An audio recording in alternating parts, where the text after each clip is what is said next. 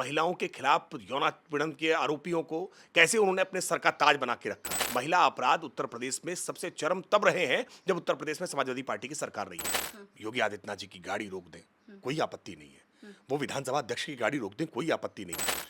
सब जानते हैं कि अखिलेश यादव जी ने कैसे समाजवादी पार्टी का पद अख्तियार किया। क्या उनसे सीनियर नेता पार्टी में नहीं थे? पीडीए स्पष्ट तौर पर घोषित है। पी से परिवार, डी से डिंपल, ए से अखिलेश। नमस्कार, मैं हूँ श्रेया। आप देख रहे हैं रेडिंग। इस वक्त हमारी मौजूदगी है राकेश त्रिपाठी जी के साथ। जानेंगे इनसे सर, आजकल बहुत एक मुद्दा चल रहा है महिलाओं का। आपको क्या लगता है महिलाओं की असली जो हितैषी है वो कौन है, भाजपा या सपा कांग्रेस? कि महिला देश की आधी आबादी है और जब भी आप देश के विकास की बात करते हैं तो उसमें आधी आबादी को छोड़ नहीं सकते। बिना आधे आबादी के विकास के, उसकी सहभागिता के, ये विकास अधूरा है, पूरा नहीं हो सकता है।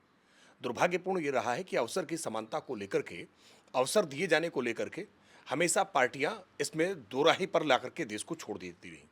भारतीय जनता पार्टी हमेशा से इस बात की पक्षधर रही है कि महिलाओं को 33% आरक्षण मिलना चाहिए।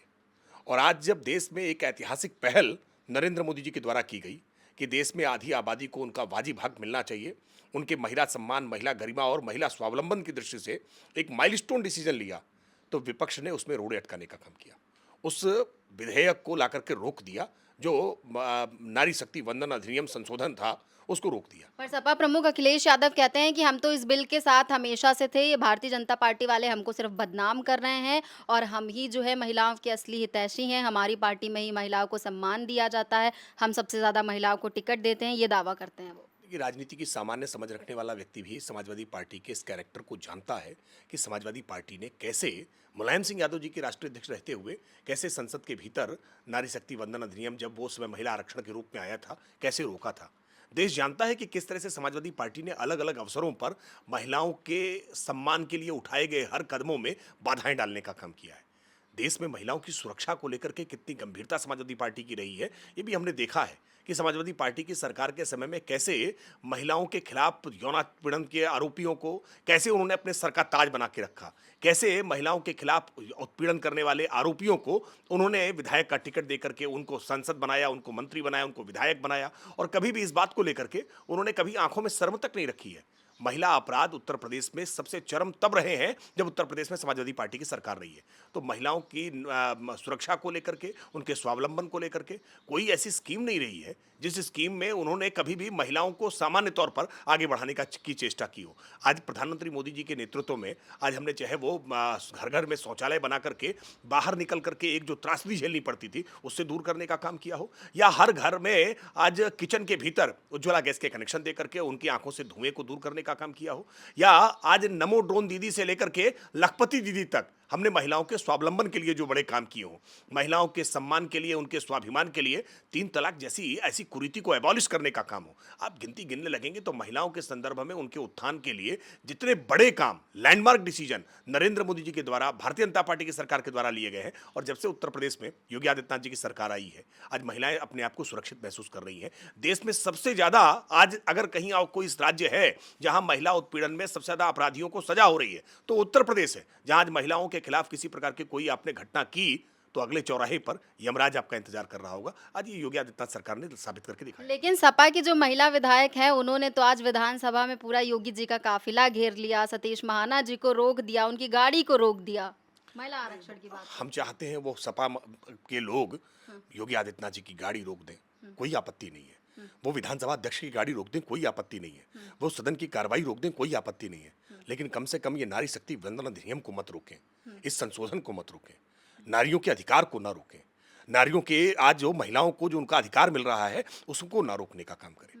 वो गाड़ियां रोकें, घेर लें, हमें हमें कोई आपत्ति नहीं है। लेकिन आप कम से कम महिलाओं को बंधक मत बनाइए, महिलाओं के अधिकारों को बंधक मत बनाइए। महिलाओं के अधिकारों को आज खुल करके आने दीजिए, उनकी लीडरशिप को सामने आने दीजिए।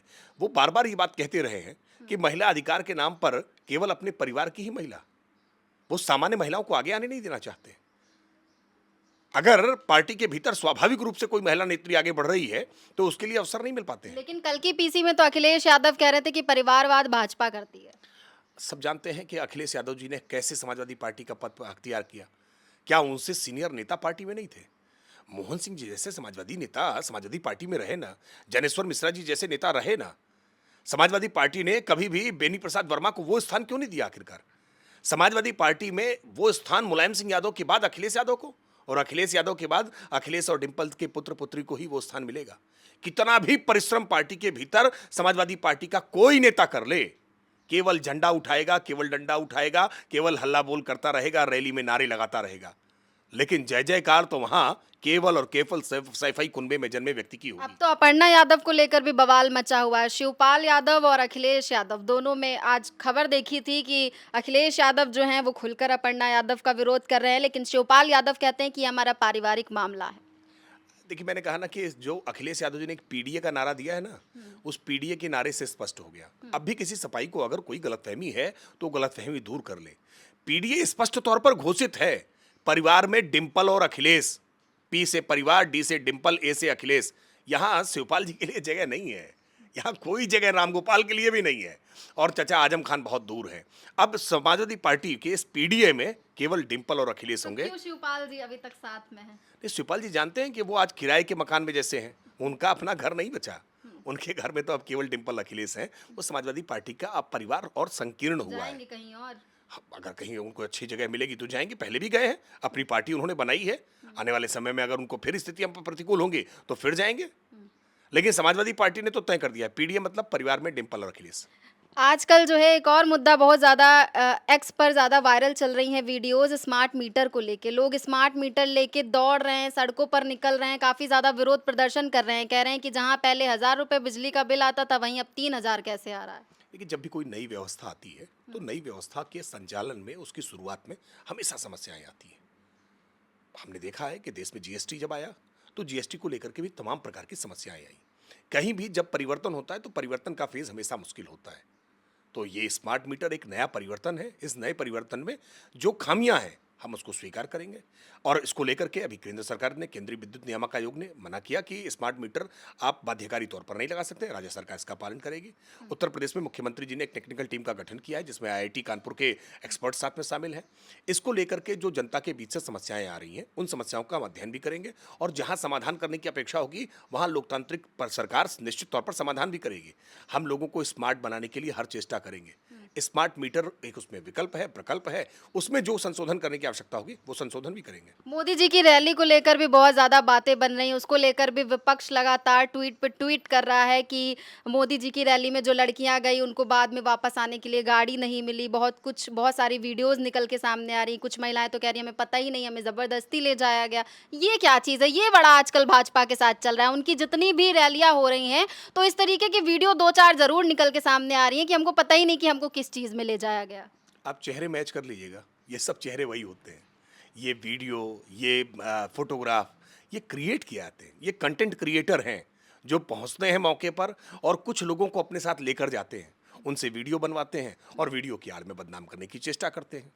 और हर बड़े महत्वपूर्ण काम में ऐसे ही चेष्टा की गई है। याद करिए कि कैसे राम जन्मभूमि के मंदिर में बाधाएं कैसे कैसे डाली जा सकें, हर प्रकार की चेष्टा की गई।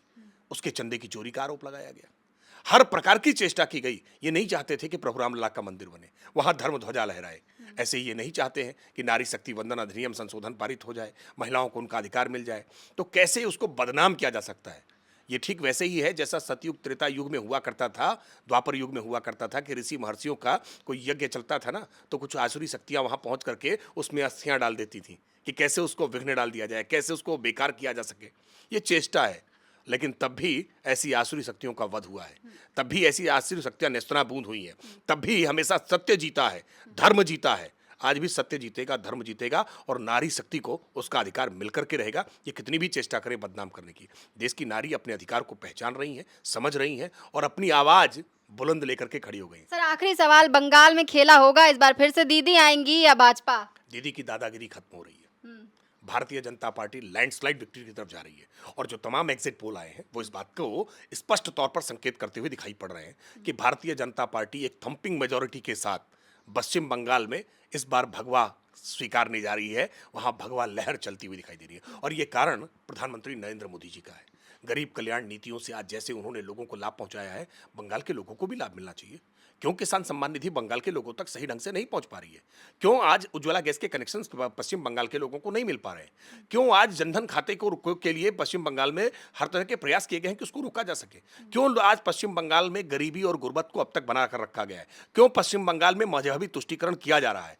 क्यों पश्चिम बंगाल में बांग्लादेशी घुसपैठियों के लिए एक माकूल वातावरण दिया जा रहा है? क्यों कानून व्यवस्था आज पश्चिम बंगाल की लचर है? क्यों भ्रष्टाचार पश्चिम बंगाल में चरम पर है? ये सारी बातों का जवाब जनता ने आज ईवीएम में कैद कर दिया है और एवरीबॉडी वोटेड फॉर मोदी, यही ईवीएम की फिर परिभाषा निकल कर के आएगी। और मैं जानता हूं कि ये प्रतिपक्ष फिर बौखलाएगा, फिर निर्वाचन आयोग पर सवाल उठाएगा, फिर उसके बाद ईवीएम को बेवफा बताएगा, लेकिन ये सब कुछ करते रहेंगे।